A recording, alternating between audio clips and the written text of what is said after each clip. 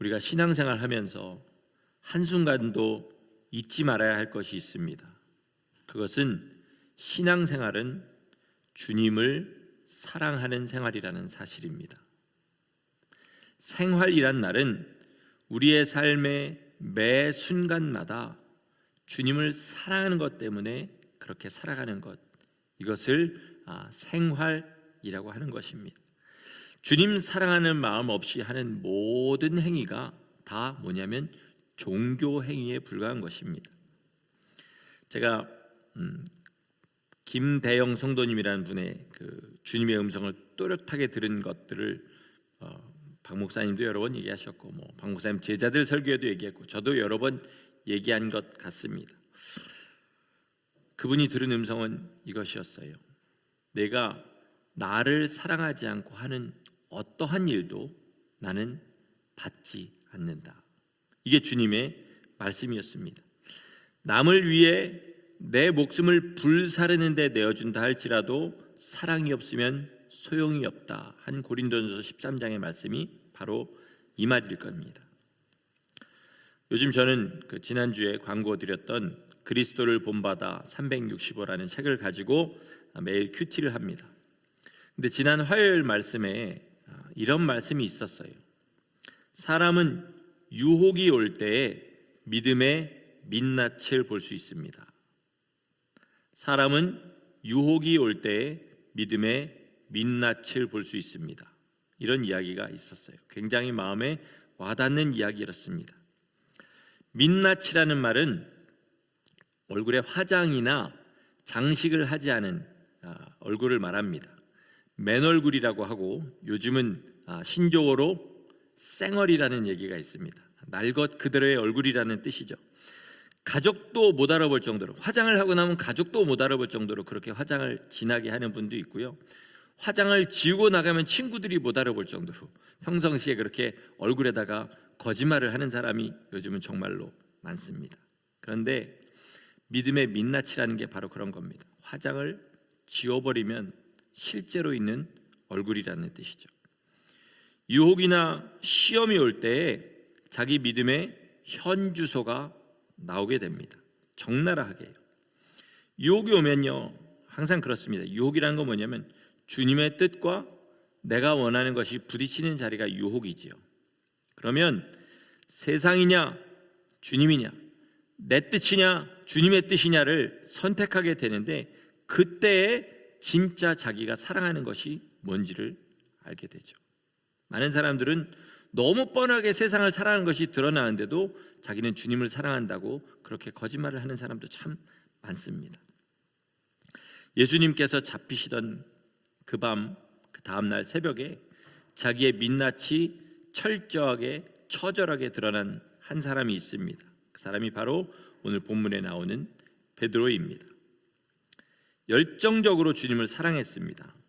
12제자 중에 무슨 일만 있으면 항상 가장 앞장서서 주님 앞에 이야기하고, 주님이 잡히실 때도 칼을 들어가지고 주님을 잡던 사람 한 사람의 귀를 잘라낸 사람이 베드로였어요.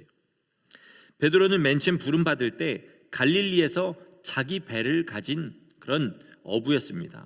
갈릴리에서 자기 배를 가진 어부는요, 중산층, 꽤 부유한 삶을 살던 그런 사람이었습니다. 그런데 주님께서 내가 너를 사람 낚는 어부가 되게 하리라 부르시니까 모든 것을 버려두고 주님을 쫓았어요. 지금으로 따지면 꽤 잘 되는 중소기업, 꽤 큰 가게를 포기하고 바로 주님을 따른 거나 마찬가지의 일이었습니다. 그는 처음부터 주님께서 잡히시던 그때까지 자기가 주님을 제일 사랑한다, 이 사실을 스스로 믿어 의심치 않았습니다. 주님께서 잡히시기 전날 밤에 너희가 다 나를 버리고 도망할 것이다 할 때, 주님, 모든 사람들이 다 주님을 버린다 할지라도 저는 주님을 절대로 버리지 않겠습니다, 이렇게 대답했어요. 주님께서 그 베드로에게 네가 새벽닭 울기 전에 3번 나를 부인할 것이다 이렇게 말씀하셨더니, 내가 주와 함께 죽을지언정 절대로 주님을 부인하지 않겠나이다 이렇게 얘기했어요. 베드로가 주님의 말씀을 무시해서 그런 게 아니에요. 그동안 주님께서 하신 말씀은 하나도 빼놓지 않고 다 이루어지는 것을 봤습니다. 무화과나무에게 저주하셨더니 그 무화과나무가 바짝 마르는 것까지 보았습니다. 그러나 베드로의 마음은 여지껏은 주님의 말씀이 다 맞았어도 이번만큼은 주님 말씀 틀립니다. 저는 그 정도로 주님을 사랑합니다. 그리고 자기의 사랑을 확신했습니다. 그런데 채 하루가 지나지 않아, 아마 시간적으로는 반나절이 채 지나지 않은 그 시간에 자기가 큰 소리 친 것이 사실이 아니라는 것이 드러나게 됐어요. 그것도 어린 여자 종 하나가 너도 예수와 같은 편이지, 이 한마디 한 거에 두려워가지고 부인을 하기 시작해서 연달아 3번 부인하고 맨 마지막에는 주님을 저주하면서 그렇게 부인했습니다.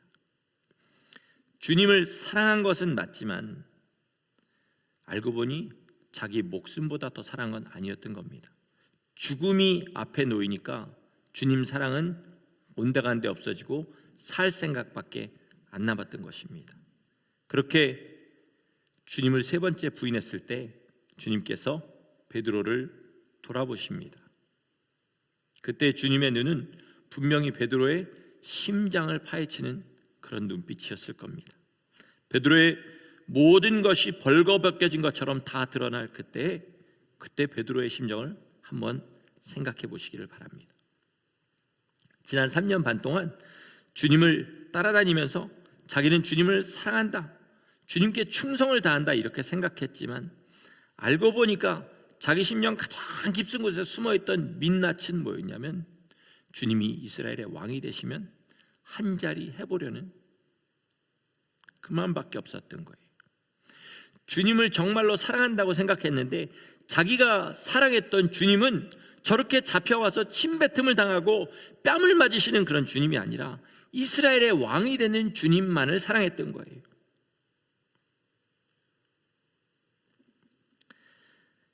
여지껏 사랑했던 것은 주님이 아니라 자기의 꿈이라는 사실을 이제 알게 된 겁니다. 그때 느끼는 민망함, 수치심, 자기 인격에 관한 절망, 이거를 한번 생각해 보시라는 거죠. 마태복음과 누가복음에 보면 베드로는 그 길로 뛰어나가서 어딘가에 고개를 쳐박고 심히 통곡합니다. 그리고 어제까지 난 주님 사랑합니다라고 날뛰던 베드로는 죽고 이제 주님을 배신한 배반자 한 명만 남게 돼버렸습니다. 베드로만큼은 아니지만 나머지 제자들도 다 마찬가지죠. 그들도 주님을 버리지 않겠다고 큰 소리 쳤지만 주님이 잡히시자마자 숨기 시작해서 주님께서 부활하신 날까지 어딘가에 숨어서 벌벌 떨고 있었습니다. 그런 그들 앞에 주님이 부활해서 나타나셨습니다. 그들의 심정이 어땠을까요? 일제강점기 hin사참배 때에 옥에 붙잡혀가지고 모진 고초에도 끝까지 신앙을 지키신 분들이 꽤 있습니다. 많은 분들이 순교했지만요, 그 중에 살아서 다시 자기가 목회한 교회로 돌아가신 분들이 있어요. 그런데 이분들이 자기 교회로 돌아갔을 때요, 그 교회 교인들은 반갑지만 반갑게 맞이하지만은 못했다고 합니다. 왜냐하면 목사님들이 옥에 가서 그 고초를 겪는 동안 자기들은 일제 강압에 못 이겨서 신사를 참배한 거예요. 거기에다가 목사님의 가족들을 사택에서 쫓아내고 돌보지 않았습니다. 그러니까 목사님 뵐 낯이 없는 거죠.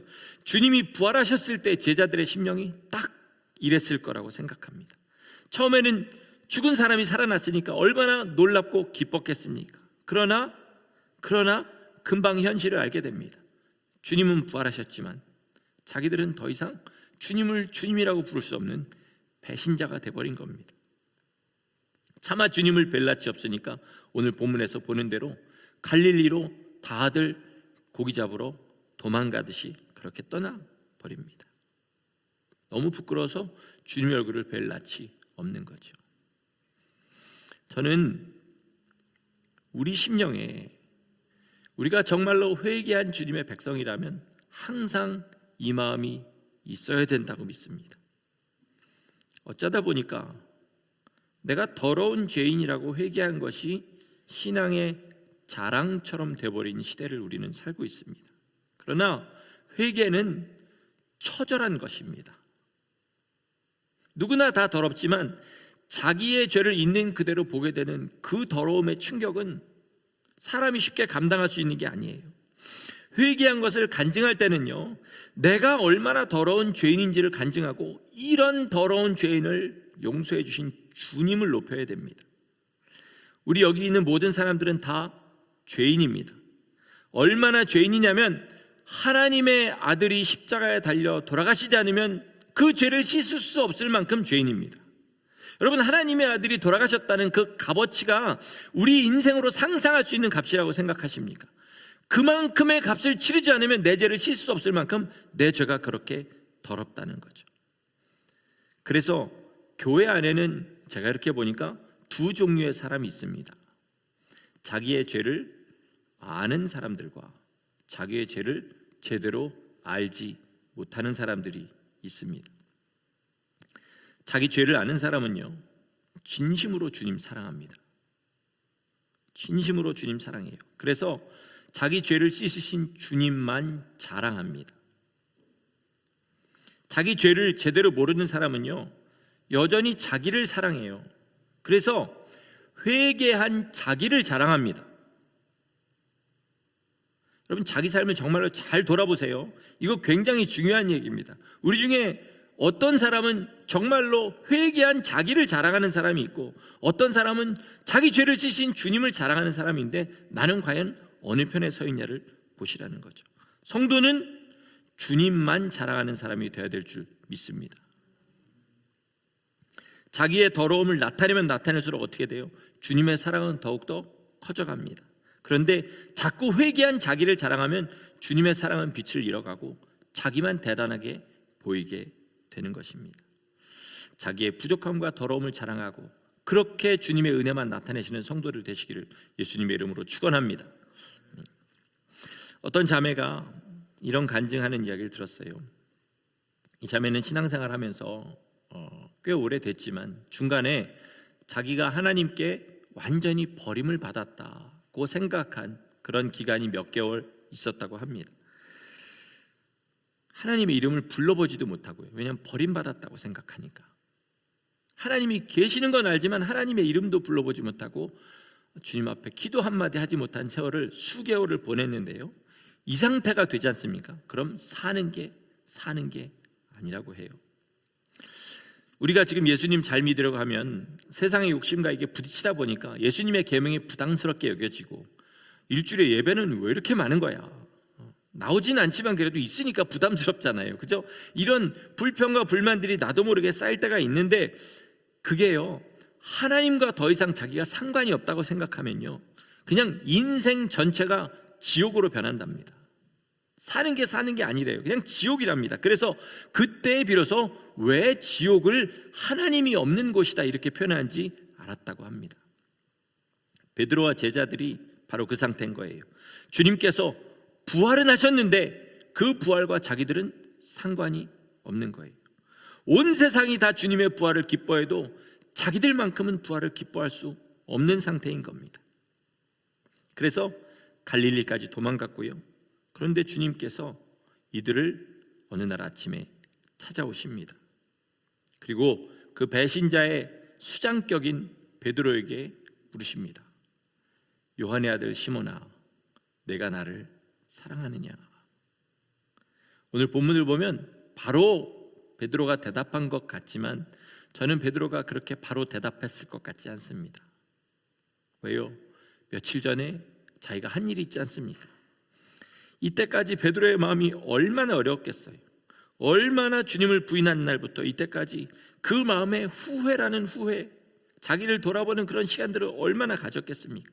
더군다나 그 자기가 배반하고 부인한 주님께서 다시 부활하셔서 자기 앞에 나타났을 때 쥐구멍에라도 들어가고 싶지 않았겠습니까? 주님께서 다시는 자기한테 말도 붙이시지 않을 것 같았던 그 주님이 내가 나를 사랑하느냐 이렇게 질문하셨을 때 베드로의 마음에는 두려움과 더불어 어떤 소망이 올라왔을 것 같습니다. 어떤 소망이요?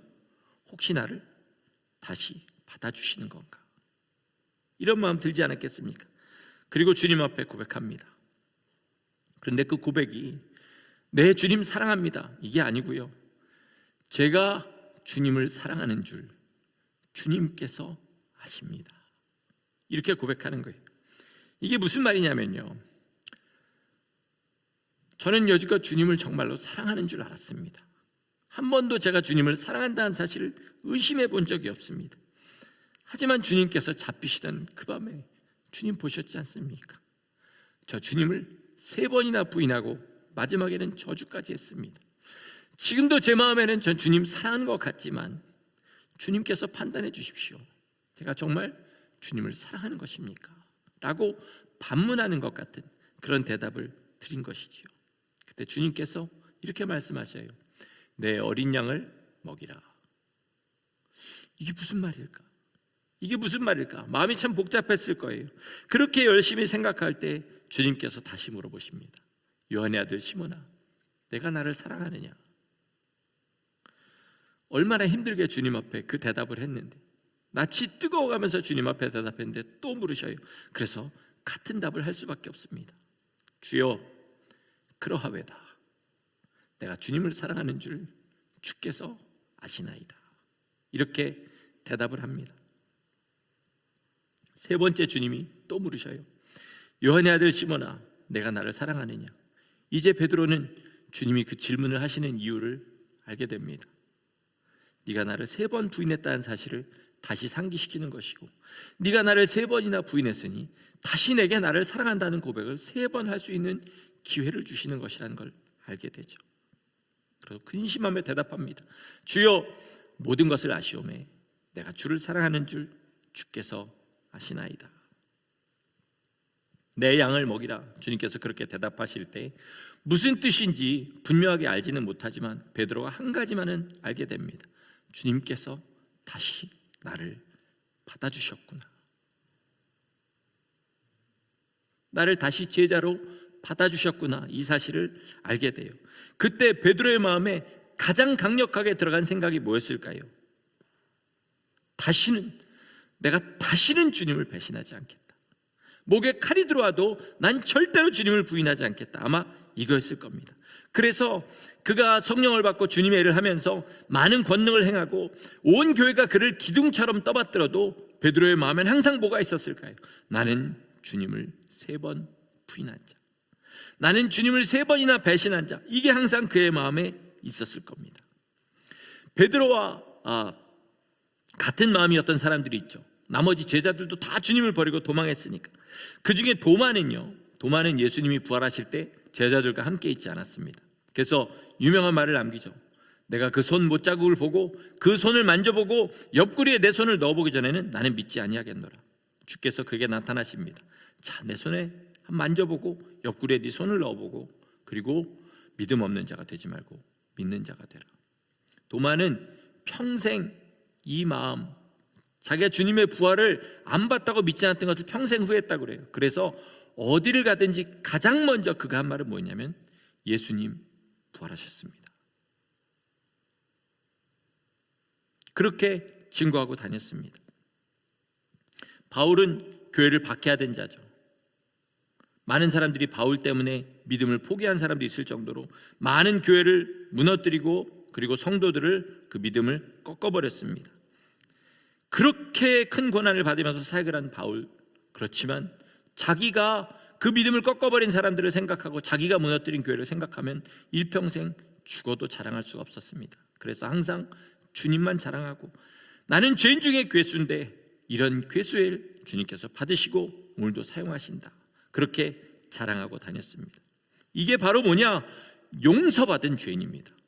자기의 죄가 주님 앞에 크면 클수록 주님 앞에 고개를 숙이게 되고 오직 주님의 은혜만 자랑하고 주님만 나타내는 그 삶, 그리고 주님을 사랑할 수밖에 없는 그 삶이 되는 것이 진짜 용서받은 죄인인 것입니다.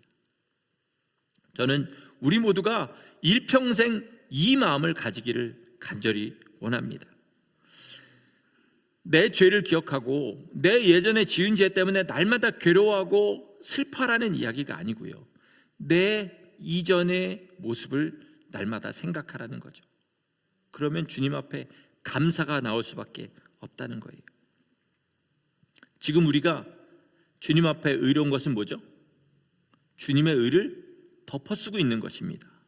이거 벗어버리면 뭐 나옵니까? 예전에 그 더럽고 추악하던 내 옛사람의 모습이 그대로 있습니다. 그러니까 우리는 주님 앞에 날마다 찬송가 376장에 말대 만입이 내게 있으면 그 입 다 가지고 뭐 한다고요? 내 구주 주신 은총을 늘 찬송하는, 그것이 바로 성도의 삶인 것입니다. 계시록 2장에 보면 주님께서 에베소 교회에 이렇게 말씀하셔요. 너희 지금 하고 있는 일 잘하는 일이다. 그런데 내가 너에게 책망할 것이 있다. 뭐냐면 뭐죠? 첫사랑을 잃어버렸다. 첫사랑에서 떨어졌어. 너희 지금 그걸 생각하고 빨리 회개하라. 안 그러면 내가 너에게서 촛대를 옮겨버리겠다. 왜 이런 책망을 들을까요? 주님의 일을 한 것은 분명히 맞아요. 그런데 주님을 사랑하는 마음, 주님께서 자기의 도저히 용서받을 수 없는 그 죄를 용서하신 그 감사는 없어져 버리고 자기 열심만 가지고 주님 앞에 그렇게 신앙생활을 한 것입니다. 조선시대, 일제시대의 그 조선의 초대교회들은요, 우리가 상상할 수 없는 열심을 가지고 있었습니다. 농사일들 하잖아요. 근데 새벽 기도를 4시에 합니다. 새벽 기도를 4시에 해요. 부흥회가 있지 않습니까? 그럼 그 당시 부흥회는 주일날 시작해서 주일날 끝난대요. 좀 더러운 말로 저희 어머니께서 예전 부흥회를 표현하면 교회에 변소가 넘쳤다 그래요. 그러니까 사람들이 너무 많이 와가지고 그 이제 재래식 변소를 사용하니까 변소가 넘칠 만큼 그렇게 사람들이 왔는데 저녁 7, 8시에 모이면 10시, 11시에 지금처럼 뭐 1시간 설교하면 막 목사님 째려보고 이러는 시대가 아니라 그 당시엔 부흥사들은 2시간, 3시간 설교하던 그런 시대입니다. 그리고 저녁 예배 끝나고 11시, 12시에 가는 거예요. 근데 그 당시에 차가 있었습니까? 2시간, 3시간 걸어온 사람들이 많았다고 그래요. 그럼 그거 끝나고 집에 가서 잠깐 자고 다음날 새벽 집회 또 나오는 거예요. 그 정도의 열심을 가지고 있었습니다. 그런데 신사참배를 강요하고 신사참배 때문에 불이익이 많아지고 잡혀가서 가진 고초를 당하자 어떻게 됐냐면요, 그 열심 있는 성도들 중에 100에 하나가 채 못 남았습니다. 교회 중에 교회는 100에 하나도 못 남았고요, 성도들, 목사님들 100에 하나 채 남았을까 하는 정도가 되었다는 거죠. 그럼 여러분, 우리가 여기서 봐야 되는 건 뭐냐면 이 내 100에 하나의 신앙을 가지고 있는지, 그리고 이 남은 사람은 도대체 어떤 신앙을 가지고 그때까지 그렇게 버틸 수 있었는지 이걸 봐야 되지 않겠습니까? 이 사람들은 어떤 사람들이었을까요, 여러분? 저는 이분들은 주님을 생명처럼 사랑하는 분들이었다, 이렇게 믿습니다. 종교적인 열심이 있는 사람, 예배마다 자기 만족을 구하고 자기 마음의 감동을 구하는 사람, 그런 사람이 아니라 자기를 살리신 주님, 온 힘 다해서 사랑하던 사람들이 끝까지 남은 것입니다. 베드로에게 주님 3번 부인한 것은요, 그의 마음에 씻어지지 않는 짐이었어요. 그러나 그게 씻어지지 않았기 때문에 주님을 사랑하는 그 마음이 끝까지 있었던 거예요. 주님 위해서 죽을 때, 그래서 마지막 죽을 때예요, 나 같은 자가 어떻게 주님처럼 죽을 수 있냐, 그리고 나를 거꾸로 매달아 달라고 그랬습니다. 이거는요, 기왕은 내가 순교하는 거 더 고통스럽게 해서 많은 상을 받겠습니다, 이런 뜻으로 이야기한 게 아니에요. 자기가 주님을 3번 부인한 것이 십자가 앞에서 생각난 겁니다. 그리고 수제자라고 하는 나까지 그렇게 주님을 배신한 그 고통을 짊어지시고 주님은 얼마나 외롭게 그 십자가의 고난을 당하셨을까 생각이 난 거예요. 그러니까 도저히 자기는 주님처럼은 못 죽겠는 겁니다.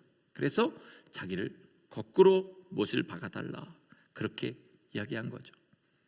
죽을 때까지도 그는 죄 용서받은 감사가 넘쳤습니다. 우리는 어떻습니까? 여러분, 내가 구원받을 만하다고 생각하시는 분 계십니까? 오늘도 나는 예배에 나와서 하나님을 아버지라고 부를 자격이 있다고 생각하시는 분 계십니까? 정말로. 그런데 우리는 사실은 그 마음 가지고 살고 있지 않습니까? 나 구원받을 만해서 받았고 지금도 나는 충분히 하나님을 아버지라고 부를 수 있는 자격이 있는 사람이다. 무슨 자격이 있습니까, 우리가? 그런 자격 없습니다. 오직 주님의 은혜로 지금 이 자리에 있는 줄 믿으시기 바랍니다. 그런데 여러분, 우리는 우리의 마음에 만족이 오지 않으면요, 예배도 무시해버리고요, 주님의 말씀도 어느 날 주께서 우리 심령에 주시다 할지라도 내가 원하는 것을 위해서 얼마든지 무시할 수 있는 그런 사람들이 세상에 얼마나 많습니까? 이제 오는 세상은요, 신사참배 때와 같은 세상이 옵니다. 제가 설교 때 참 보면 신사참배 얘기를 많이 하는데요, 왜 이 얘기를 많이 하냐면 이제 다가오는 세상이 그때와 같기 때문에 그렇습니다. 성경의 예언대로 짐승이 나오고요, 그 다음에 뭐가 나오죠? 짐승의 우상이 나옵니다. 그럼 짐승의 우상에게 경배하고 표를 받는 일이 반드시 있어요. 그럼 그때 정말로 우리 믿음을 지킬 수 있겠습니까? 이게 항상 제 마음의 퀘션이기 때문에 이 얘기를 자주 하는 것입니다. 신사참배에 어떤 사람만 믿음을 지켰다고요? 주님을 자기 생명처럼 사랑하는 사람만 그 믿음을 지켰다고 했습니다. 지금은 더 할 겁니다. 정말로 주님을 온 힘 다해 사랑하지 않는 사람은 그때를 절대로 이길 수 없다는 것입니다. 그러려면 죄의 용서받은 은혜를 잊으셔서는 안 됩니다. 나는 오늘도 자격 없이 주님을 아버지라고 부른다는 사실을 날마다 감사하고 만입이 내게 있어도 찬양하는 그런 사람 되시지 않으면 절대로 주님을 향한 사랑을 끝까지 지킬 수가 없다는 것입니다. 베드로가 주님을 3번 부인할 때 자기 민낯을 받습니다. 얼마나 수치스럽고 얼마나 부끄럽겠습니까?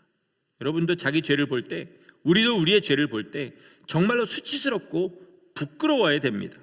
지난 죄를 생각하면 입에서 무슨 싱거 먹었을 때 침 나오는 것처럼 그런 부끄러움이 올라와야 되고요, 그럼에도 불구하고 나를 용서하신 주님을 생각할 때 감사와 찬양만이 나와야 될 줄 믿습니다.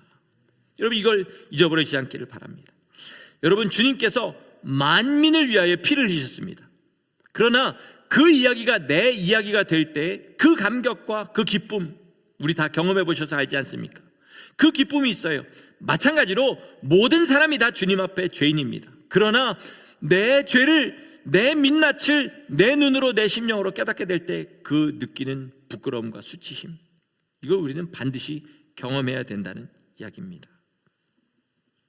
그 수치스러운 죄를 주님께서 대신 그 수치를 당하시고 감당하셨습니다. 여러분, 그걸 진짜로 믿으면, 그게 날마다 감사하면 그게 은혜가 되고, 날마다 그걸 생각하면 생각할수록 주님을 향한 사랑이 커가는 것입니다. 이게 세상의 어떤 유혹과 시험도 이기게 만드는 거예요. 여러분, 우리 삶에서요, 날마다 베드로가 주님을 부인한 것 같은 그런 환경들을 만납니다. 작은 것이라도요, 주님의 말씀이 생각나잖아요. 나 주님 믿는 사람으로 주님께서 하신 말씀은 이거라는 거 여러분 마음에 기억나시잖아요, 그죠? 살면서. 그런데 애써 부인하고 내가 하고 싶은 일 하는 일이 얼마나 많습니까? 그게 바로 베드로가 주님을 부인하는 것과 같은 맥락의 죄라는 사실을 아셔야 됩니다. 그런 자기를 깨달을 때마다 베드로가 느꼈던 그 부끄러움과 수치심 느끼고, 그리고 주님 앞에 다시 나갔을 때 주님이 씻어주시고 안아주시는 그것을 날마다 경험하면 우리는 주님을 향한 사랑으로 간절하게 가득 차서 세상의 유혹과 시험을 이기는 사람이 될 줄 믿습니다.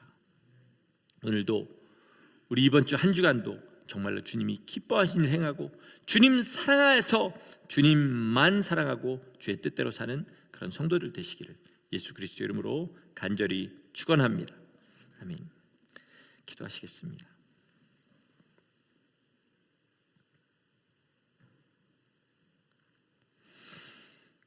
우리는 왜 주님 앞에 이렇게 변덕스러운지 모르겠습니다. 왜 내 옛사람은 이렇게 죽지 않고 내 안에서 나를 이렇게 날마다 괴롭히는지, 주님을 배울 낯이 없게 만드는지 정말로 모르겠습니다. 그러나 주님, 한 가지 분명한 것은 주님의 흘리신 피가 여전한 능력을 우리에게 주신다는 사실이고, 주께서 여전히 우리가 주님 앞에 돌아갈 때 우리를 안아주신다는 그 사실을 믿고 주님 앞에 기도합니다. 우리로 세상을 이길 힘을 허락하여 주시옵소서. 주님 사랑하는 것이 세상을 이기는 힘인 줄 믿사오니 나를 사랑하지 않게 하시고 내게 속한 것을 사랑하지 않게 하시고 세상과 세상에 속한 것을 사랑하지 않고 오직 주님 한 분만 사랑하는 우리 모두 되게 하여 주시옵소서. 나의 더러운 모든 죄를 씻으신 주님 감사합니다. 사랑합니다. 날마다 고백하며 세상의 유혹과 시험을 이기는 우리 모두 되게 하시기를 간절히 소원하옵고 예수님의 이름으로 감사하며 기도드렸습니다. 아멘.